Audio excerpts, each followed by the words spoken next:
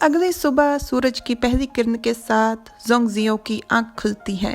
कल रात जो कुछ भी हुआ वो साफ तौर पर नजर आ रहा है। जोंगजियो जाग चुका है पर शाओजुआन ने अभी भी उसे अपनी बाहों में जकड़ा हुआ है।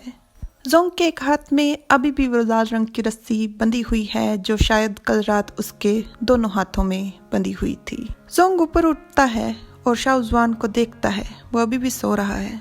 वो शाओजुआन के माथे को अपनी उंगली से सहलाता है, फिर वो उंगली उसकी नाक और फिर होंठों तक पहुंच जाती है।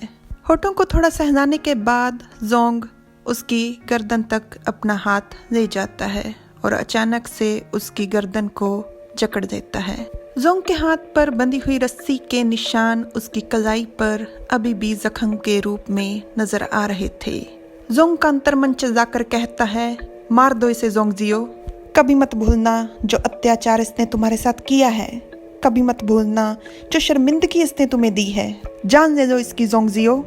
जोंग की आंखें गुस्से से लाल हो रही थीं। वो अपने दूसरे हाथ से भी शाओजुआन की गर्दन को पकड़ लेता है। उसके मन में उठने वाले एक एक विचार के साथ उसका दर्द, उसका गुस्सा और उसके हाथों की पकड़ बढ़ती जा रही थी। इस सब के कारण शाओजुआन की थोड़ी नींद खुल जाती है और वो कहता है, जियोर परेशान करना बंद करो। इक्का किया तुमने? हमने तो सोचा था कि आज तुम इक्का काम तमाम कर दोगे, परंतु तुम्हारे बाहर के शेर पर अंदर की बिजली भारी पड़गी, वो भी काली वाली। शाओजुआन के बोलने पर ऐसे जोंग खुद को समेट देता है जैसे कोई चोर चोरी करते हुए पकड़े जाने वाला हो। जोंग अपना मुंह ऊपर कर मन में कहता है, ये अभी भी सो रहा है। बिजली के मुंह से खाना छिन गया है, इसलिए उसका खेलने का मन नहीं हो रहा और अब वो सोएगी। शाओजुआन बिना आंखें खोले ही जोंग का हाथ पकड़ उसे चूम अपने चेहरे के पास रख देता है और जोंग उसके सीने पर सर रख मन में कहता है, तुम्हारे मक्खन लगाने से ये मत सोचना कि मैं तुम्हें माफ कर दूंगा। शाओजुआन उठता है और अपने कपड़े पहनना शुरू कर देता है। जोंग को उसका व्यवहार बिल्कुल समझ नहीं आ रहा। वो बिस्तर पर उल्टा लेटे हुए शाओजुआन को देख रहा था। शाओजुआन उसके पास आता है और उसके माथे को चूम लेता है और इन दो चार किस्से बिजली बहुत ज्यादा खुश हो जाती है। शाओजुआन जाते हुए कहता है, जियोर तुम थोड़ी देर और सो जाओ और मेरे आने का इंतजार करना। जोंग जिसे पहले से ही शाओजुआन का व्यवहार बिल्कुल समझ नहीं आ रहा था, वो कहता है, चला गया? मैं इससे बहुत ज्यादा परेशान हो गया हूँ। इसका क्या मतलब कि मैं इसका इंतजार करूँ? जोंग खुद को पूरी तरह से कंबल में लपेट देता है और ऐसे आंख खुलते ही मुंह उठाकर जाने का क्या मतलब बनता है?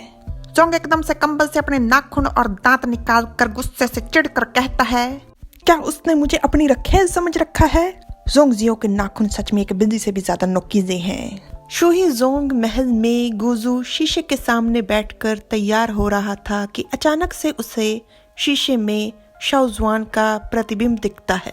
शाओजुआन के दिखते ही वो तुरंत उठकर उससे मिलता है और कहता है, युवराज आप इतनी सुबह सुबह यहाँ? शाओजुआन बस कहता है। ऐसा करते हम नाश्ता करते हुए आराम से बात करते हैं। शाओजुआन गुजू को नजरअंदाज करते हुए कहता है, कोई जरूरत नहीं, जीमू हाल में कुछ लोग मेरा इंतजार कर रहे हैं। गुजू कहता है, ठीक है, क्या मतलब क्या है आपका? शाओजुआन कहता है, चलो हमारी मंगनी तोड़ देते हैं। ये बात सुन गुजू चौंक जाता है। वो कहता है, क्या? शाओजुआन कहता है, उस समय स्वर्ग सम्राट ने मेरे लोगों को सिर्फ कैद किया था और उन्हें देश निकाला देकर पूर्वी देश भेज दिया था और उस समय तुम्हारे कुछ मतभेद चल रहे थे, इसलिए तुमने दैत्यलोक में शामिल होने के लिए फैदर कबीले का इस्तेमाल किया। सही कहा ना मैंने? गुजू कहता है, शाओजुआन ये सब तुम क्या कह रहे हो? तुम अच्छे से जानते हो कि जोंगजियो कितना बड़ा पापी है, तुम फिर भी उसकी बातों का विश्वास कर रहे हो। शाओजुआन कहता है, मैं अच्छे से जानता हूँ कि वो किस तरह का व्यक्ति है। उसका व्यक्तित्व इस प्रकार का है कि वो राजगद्दी की खातिर बिना झिझके पूरे के पूरे फैदर कबीले को मौत के घाट उतार सकता है और ये सब वो एक पलक झपके बिना भी कर सकता है। विश्वासघात के कारण वो उन सबको 9 लोकों से भी खदेड़ देगा, पर उसने ऐसा नहीं किया। ये कहते हुए शाओजुआन के चेहरे पर एक मुस्कान थी और इस मुस्कान से उसके चेहरे से खुशी कम संतुष्टि ज्यादा झलक रही थी। गुजू चिल्लाते हुए कहता है, उसने ऐसा नहीं किया, उसका कारण है। और शाओजुआन उसकी बात को टोक कर कहता है, उसका कारण हूँ मैं। ये सुन गुजू के चेहरे के रंग ही उड़ जाते हैं, क्योंकि वो मेरी सच में बहुत ज्यादा परवाह करता है। इन 9 लोगों में उसकी इकलौती झिझक हूँ मैं। शाहजहान अपने सीने पर हाथ रख और अपने चेहरे पर एक अलग ही तरह की संतुष्टिजनक मुस्कान के साथ कहता है, जीजू, तुम अक्सर ही कहते थे कि तुम किसी की जिंदगी की उम्मीद बनना चाहते हो। अब मैं तुम्हारी बात समझ पा रहा हूँ। ये एहसास सच में बहुत ही आनंदमयी है। शाहजहान के चेहरे पर संतुष्टिजनक मुस्कान थी तो गुजू के चेहरे पर बिल्कुल विपरीत भाव थे। वो गुस्से और चिढ़ से अपने दांतों को पीस रहा था।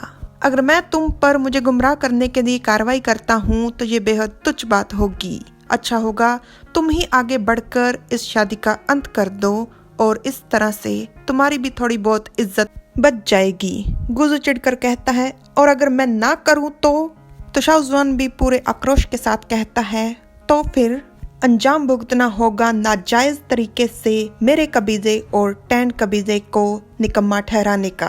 क्या तुम में हिम्मत है ये सब कुछ अपने सर लेने की? इसके बाद गुजू वहीं पर नजरें झुकाए हुए खड़ा था और शाहजहान वहां से निकल जाता है और सीधा पहुंचता है अपने कमरे में, जहां पर अपने अंदर की बिजी को संतुष्ट करने के लिए जोंगजियो उल्टी सीधी हरकतें कर रहा था। विश्वास नहीं होता? खुद देख लीजिए। शाहजहान जोंग की इस उल्टी सीधी हरकतों को नजरअंदाज करते हुए कुछ भी नहीं कहता, इस बारे में कुछ भी नहीं। और जोंग कहता है, बहुत जल्दी। वातावरण बहुत ही विचित्र हो रखा था तो शाहजहान इस विचित्र वातावरण को ठीक करने की कोशिश करते हुए मुस्कुरा कर कहता है, जीर, मैं वापिस आ गया। वैसे हम भी अकेले में जोंग जैसी हरकतें करते हैं, परंतु किसी और के कमरे में बिल्कुल नहीं। और वो बात अलग है कि हमारे कमरे में 2-4 लोग और रहते हैं। क्या आप भी अकेले में ऐसी हरकतें करते हैं? उत्तर देने के लिए मुफ्त की कमेंट सेवा का लाभ उठाएं। Like, subscribe. Thanks for watching. Bye bye.